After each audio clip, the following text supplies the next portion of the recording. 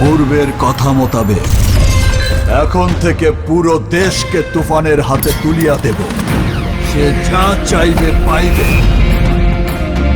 যা করিতে চাইবে করিবে।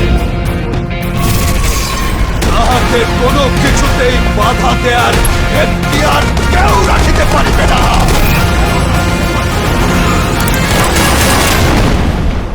আর এর ব্যত্যয় ঘটিলে